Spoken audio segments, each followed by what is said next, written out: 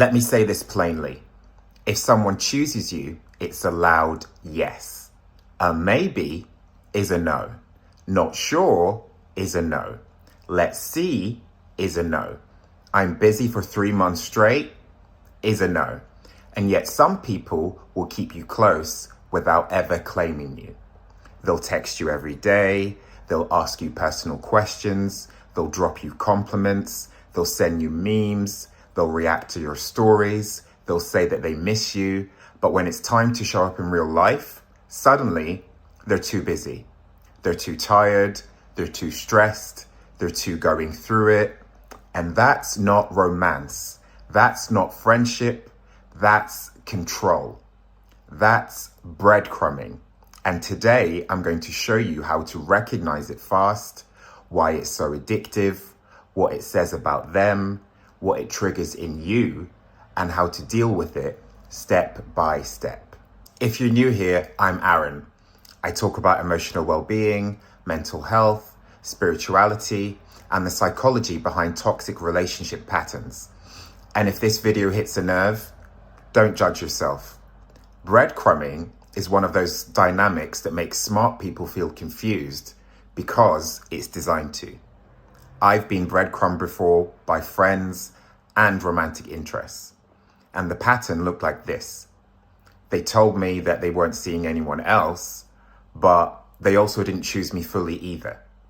They made constant excuses about why we couldn't meet up in person, but somehow had the time to text me every day, check in, ask what I'm doing, ask personal details about my life, while not being honest about what they've been up to, and specifically with who. And then later, the truth comes out, because people always talk. Everything done in the dark eventually comes out into the light. The scales always balance, and you can't escape the consequences of your patterns. None of us can, not even me.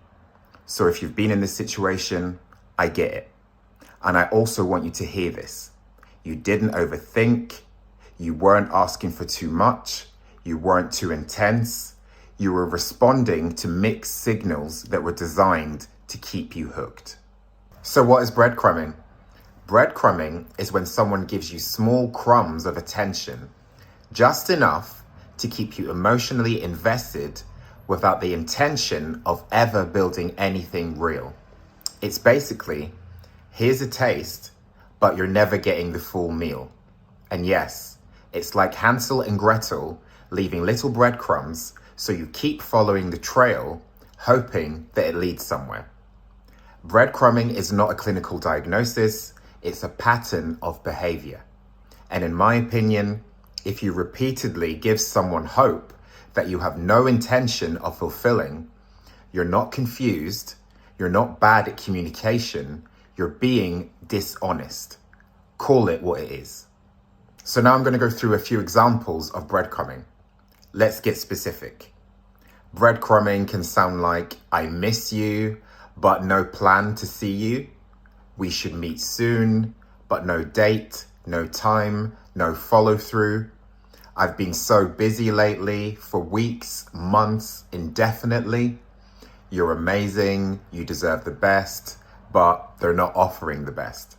Late night, what you doing texts when they're lonely, sending flirty messages, playlists, inside jokes, but avoiding depth and consistency. Or the social media breadcrumbs, likes, reactions, hey stranger, DMs, just enough to rehook you. Breadcrumbing is attention without intention. So how can you recognize breadcrumbing? Here are the clearest signs, and I want you to listen for patterns, not isolated moments. The first one is consistent contact, but inconsistent commitment. They're around, but never fully available. The second sign is vague plans. They talk about meeting up, but it's always soon, sometime, we'll see, when things calm down. The third sign is you do the emotional labor. You're carrying the connection, you're initiating, you're interpreting, you're waiting. The fourth sign is you feel confused more than you feel secure. If someone likes you in a healthy way, you won't feel constantly uncertain. The fifth sign is that they get more interested when you pull away. When you start moving on, suddenly they'll miss you again. That's not love. That's losing access. The sixth sign is that you're on an emotional roller coaster. You feel high when they text and you feel low when they disappear. And that brings us to the psychology. So why is breadcrumbing so addictive? Breadcrumbing works because of something called intermittent reinforcement. It's a behavioral psychology principle. When rewards are unpredictable, the brain becomes more obsessed. Think of a slot machine. You don't win every time, you win just enough to keep pulling the lever. Breadcrumbing is emotional gambling. The reward is attention, affection, validation, and hope. So your nervous system learns, maybe next time, maybe this time, maybe now they'll finally choose me. And over time, this can create a bond that feels like attachment, but it's actually conditioning. You're not addicted to them, you're addicted to the relief you feel when they finally show up again. Breadcrumbing isn't only romantic. You can also be breadcrumbed by friends. So they message occasionally, they promise plans, but they never follow through. They keep you close when it suits them. You can also be breadcrumbed by family. They give you just enough contact to maintain access, but not enough effort to build trust. You can also be breadcrumbed by work. You receive praise and promises with no actual promotion. No concrete action, just enough to keep you invested. The common thread is the same. You're kept waiting on standby. So now I'm going to talk about the psychological impact of breadcrumbing. Here's what breadcrumbing does to people. It causes anxiety and hypervigilance, constantly checking your phone, overthinking. It lowers your self-esteem. You tell yourself, why am I not enough? You feel self-doubt. Am I being dramatic? It causes emotional dependency. You start craving the next message. It causes loneliness because you're attached, but you're still alone. It causes feelings of mistrust. You struggle to relax in future relationships. And one of the worst parts is this. Breadcrumbing teaches you to accept scraps. It trains you to lower your standards and call it understanding. Now, what does breadcrumbing suggest about the person doing it? Not always, but commonly, it could suggest that they are emotionally unavailable, so they want connection without intimacy. They could have avoidant attachment traits, so they like the feeling of being wanted, but pull away when closeness requires responsibility. They could have validation seeking and ego needs, so they want reassurance that they are desirable without the actual commitment that comes with it. They could have control patterns, so they like having you as an option, a backup plan, or a safety net. They may have conflict avoidance, so instead of being honest and telling you that they don't actually want this, they keep the door half open so they don't feel like the bad guy. But here's the key. Whatever the reason, the outcome is the same. You're not being treated with clarity, consistency, or respect. So why is it hard to leave? People don't stay because they're weak. They stay because the nervous system gets hooked. Breadcrumbing creates hope, anticipation, relief, then withdrawal and craving. It's a cycle. And if you have an anxious attachment wound or abandonment trauma, breadcrumbing hits like a drug. Because it feels like if I can just get them to choose me, I'll finally feel safe. But safety never comes from someone who keeps you guessing. Breadcrumbing is also a symptom of the disposable nature of modern dating culture. We're in a time where people treat humans like options on a menu. Someone better might be one swipe away. So I'll keep you waiting on standby, but I won't commit. That's why so many people feel replaceable. But listen carefully. Being replaceable in someone else's life does not mean that you're replaceable in value. It means that you're dealing with someone who sees connection as convenience. So now I'm going to go through a step-by-step guide to how to deal with breadcrumbing. Here's the practical bit. Save this. Step 1, name it. Stop calling it mixed signals and start calling it what it is, inconsistency. Step 2, check the evidence, not the fantasy.